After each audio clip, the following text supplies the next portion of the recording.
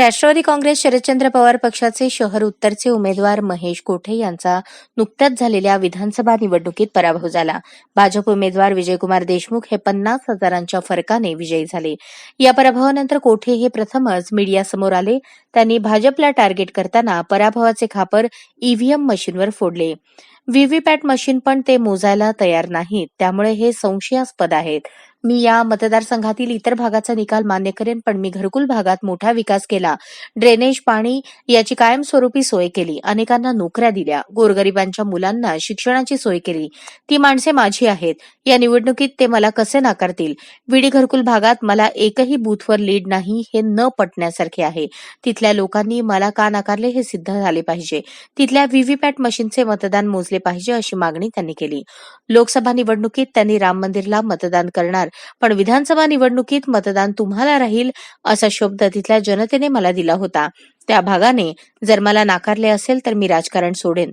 मला राजकारण करण्याचा नैतिक अधिकार नाही. सुरेश पाटील यांनी आपल्या भागात पोट तिडकीने जनतेला सांगितले.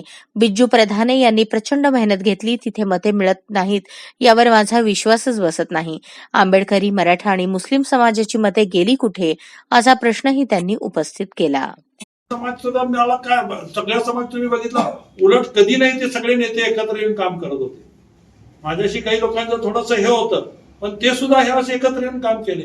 मग ही गेली की मत नागेशवाला उभारणार होता, गोप उभारणार होते, त्यांनी उभारायचं कॅन्सल करून मला पाठिंबा दिलं, उघडपणे माझं काम केलं. मग यांची काहीतरी मतं आहेत का नाही? सुरेश पाटीलची काहीतरी मतं आहेत का नाही? आता इव्हन तुम्ही बघितलं 65 500 मतावरती अडकले.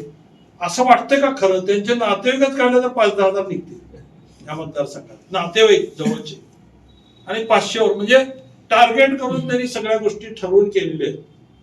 एकाच वेळी 65चं राजकारण संपवायचं, एकाच वेळी सुरेश पाटलाचं संपवायचं, एकाच वेळी महेश कोटेचं संपवायचं, महेश कोटेला घरकुल मधनं संपवायचं. ही जी पद्धत आहे ना, ती जाणून बुजूनच आहे, सरळ सरळ ठरवूनच आहे. म्हणजे आता संपूर्ण उत्तर सोलापूरची फेरमागणी करणार आहे का फक्त ठराविक बुथवरती करणार? पूर्ण शहर उत्तरची मागणी, पूर्ण शहर उत्तरच्या सर्व. म्हणूनच आता आम्ही त्याच्यासाठीच अर्ज दिलेले आहेत की तुम्ही 2च बूथला मला 94,000 रुपये भरून घेतले. 290 बूथचे किती होणार आहेत? हे कुठल्या लॉ मध्ये बसतंय? हेच तर कोर्टाच्या निदर्शनास आणायचं आम्हाला. त्याला काहीतरी क्रायटेरिया असेल ना, की एका बूथच्या मोजणीला इतके पैसे भरायचे असतात. तुम्ही डिपॉझिटच आमच्याकडनं 10,000 घेता, त्याच्यावर घेऊ शकता का मोजणीला?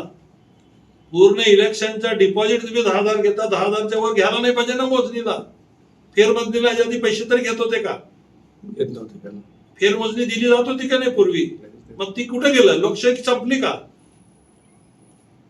मग तुम्हाला जर काही नसेल तुम्हाला वाटत तर करा ना फेरमोजणी, काय अडचण आहे? बरोबर ना. तुम्ही काय एकाच दिवस वाढणार आहे ना? दुसरे मुद्दा सांगितले, पैसे भरल्यानंतर सुद्धा मोजणी होणार नाही. हा, ते पण महत्वाचं आहे. आमच्यासाठी पण धक्का आहे. डाटा क्लीन करून त्यांनी हे केलं. नाही, त्याचं लेखी पत्र मागितलं मी, 2 दिवसात मला देणार आहे, ते पण तुम्हाला आम्हालाही पाठवतो. माहित नव्हतं हे असं. नाही, असंच आहे. तुम्ही जाऊन उद्या माहिती घ्या ना इलेक्शन ऑफिसर मध्ये. नक्की नक्की. फक्त 10 मतं टाकून तर 10 मतं टाकणार आणि ते मतं बरोबर आले की नाही चेक करणार.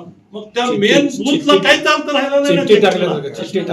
चिठ्ठी टाकल्या. सुद्धा नाही ते 10 ते लाखो मतांचा प्रश्न. असं जर होत असेल तर ती लोकशाहीचा गुन्हा खून नाहीये का? मला सांगा ना.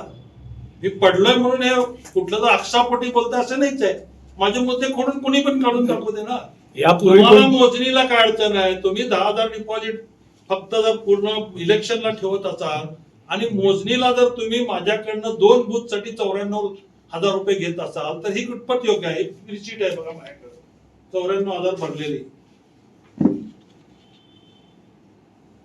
94,400 ची रिसीट आहे. असं जर असेल तर ही लोकशाही आहे का? इथं लोकशाही आहे का सांगा ना मला. मग इलेक्शन कमिशन त्यांचं काम करते असं म्हणायला काय ह्याच्यात काय गुन्हा आहे का? सरळ सरळ आहे ना.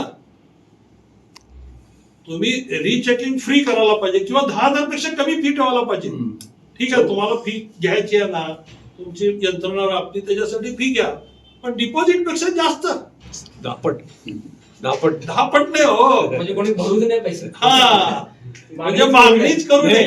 साहजिक होतं. तुम्ही यामध्ये सुप्रीम कोर्टाचा कंटेम्प्ट ऑफ कोर्ट आहे का नाही? सुप्रीम कोर्टाने क्लिअर सांगितलंय की जर कुणाला संशय वाटत असेल तर त्याचं व्हीव्हीपॅट तुम्ही चेकिंग करा. आदेश आहे. 5% सुद्धा नाहीये ऍक्च्युअल. यांनी 5% काढलंय. 5% ला सुद्धा त्यांनी एवढी फी लावली आहे की ती आम्ही भरूच शकत नाही 10 लाख रुपये. 10% तुम्ही हे 10 पट डिपॉझिटच्या 10 पट तुम्ही नुसत्याच 5% ला केलंय. 10 पट म्हणजे मागणीच येऊ नये. मागणीच येऊ नये. म्हणजे यांनी केलेला कारभार परत 2 महिन्यानंतर डिस्ट्रॉय करून टाकणार. त्यांनी संपलं. अशाच नवनवीन अपडेटसाठी जनता राज्य न्यूज चॅनलला सबस्क्राईब करा, लाईक करा आणि शेअर करायला विसरू नका.